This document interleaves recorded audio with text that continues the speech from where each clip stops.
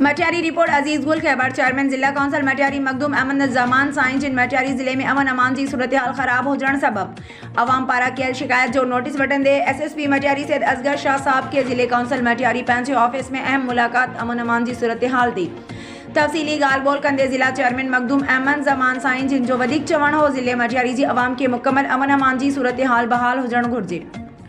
उन मौके ते SSP मटियारी सैयद असगर शाह साहब चेयरमैन जिले कौंसल मटियारी किबला मखदूम अमन ज़मान साईं जिनके मटियारी जिले के मौजूद अमन अमान की सूरत हाल थी तफसील ब्रीफिंग ॾींदे ॿुधायो त पुलिस पंहिंजी ड्यूटियूं आसान नमूने सर अंजाम ॾेई रही है। स्टाफ जे खोट सबब कुछ मुश्किलातूं पेश अची रहियूं आहिनि। आला अख्तियारनि खे लेटर मोकिलिया आहिनि। इंशाअल्लाह ताला जल्द स्टाफ अची वेंदो। अमन अमान की सूरत हाल खे बहितर खां बहितर बनाइण जी यकीन ॾियारींदे चयो त हर हाल में अमन अमान की सूरत हाल के पंहिंजे कंट्रोल में रखियो आहे। ॾोहारनि सां कंहिं बि क़िस्म जी का बि रियायत न ॾिनी पई वञे। ईद ॾियारे ते ॾोहारी सरगर्म थींदा आहिनि। उन्हनि खे मुंहुं ॾियारण जे लाइ फुल प्रूफ प्लान मौजूद आहिनि। उन मौके वाइस चेयरमैन जिले मटियारी सैयद अली मुर्ज़ा शाह पिण मौजूद हुआ।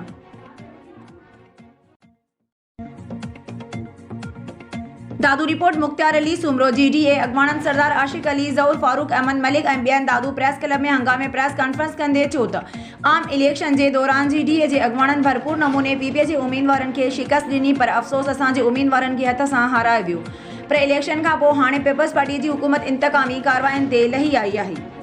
PPA की हुकूमत हर GDA जे अगवाणन जा रस्ता रोक करे रही है ऐं उन्हनि जे मथां हथ ठोकिया कूड़ा केस दाख़िल करे उन्हनि खे हिरासा करे रही आहे जेको अमल PPA जो नाक़ाबिले बर्दाश्त आहे। हिननि चयो त मुर्तज़ा जतोई जी कराची वारे घर ते रात जे टाइम ते 50 खां वधीक पुलिस मोबाइलनि में सवार सिविल ड्रेस में हथियारबंदनि ऐं पुलिस एहलकारनि बिना सर्च वारंट जे घर में दाख़िल थी मुर्तज़ा जतोई जे ख़ानदान खे हिरासा कयो वियो आहे। औरतुनि ऐं ॿारनि ते तशद्दुद कयो वियो जंहिंजी जेतिरी बि मज़ाहमत कजे उहा घटि आहे।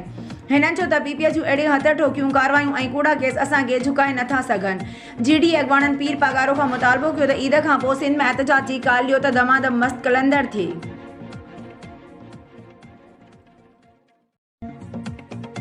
ठारूशा बरसांगोट ज़ुबैर पंवर में कायम प्राइमरी स्कूल में चोर सोलर प्लेटू बैटरी स्कूल के क्लास में लगल पखा चोरी करे विया।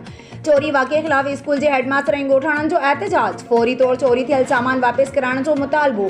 ठारूशा बरसांगोट ज़ुबैर पंवर में कायम प्राइमरी स्कूल में चोर ताला ठोड़े सोलर प्लेटू बैटरी पखा ऐं ॿिया सामान चोरी करे विया जंहिं खिलाफ स्कूल के हेडमास्टर उस्ताद नज़ीर पंवर अब्दुल वाहिद पंवर अजीज़ मल्ला ऐं ॿियनि प्रेस क्लब पहुची एहतजाज कंदे चयो त रात देर सां चोर स्कूल जा ताला टोड़े सोलर प्लेटू बैटरी पखा ऐं ॿियो सामान चोरी करे विया आहिनि। असां चोर सुञाता बि आहिनि जेके अजीज़ मल्ला शहबाज पंवर निसार मल्ला ऐं ॿिया आहिनि जिन जा नाला पुलिस खे पिण ॾिना आहिनि पर पुलिस चोरनि जी साथारी बणियल आहे। हिननि चयो त सख़्त गर्मीअ में पखा प्लेटू न हुअण करे स्कूल में ॿार परेशान आहिनि ऐं तदरीसी अमल पिण मुतासिर थी रहियो आहे। हिननि ॿुधायो त SSP नौशर अफरोज़ ऐं ॿियनि वसवारनि खां मुतालबो कंदे चयो त फौरी तौर ते चोरी थियल सामान वापस कराए फैलियल बेचैनी ख़त्म कई वञे न त ॿी सूरत में तदरीसी अमल जो बाइकाट करे सख़्त एहतजाज कयो वेंदो। रिपोर्टर नसीर अबड़ो। जाम शोरो रिपोर्ट मोहम्मद अली मेमण कोटड़ी में धारदार ॾोह पुलिस खिलाफ ट्रक ड्राइवरनि पारां गाॾियूं बीहारे नेशनल हाईवे ब्लॉक कंदे एहतजाजी मुज़ाहिरो। गाॾियुनि जूं डिघियूं कतारूं कराची ठट्टो हैदराबाद वेंदड़ ट्रैफिक जाम।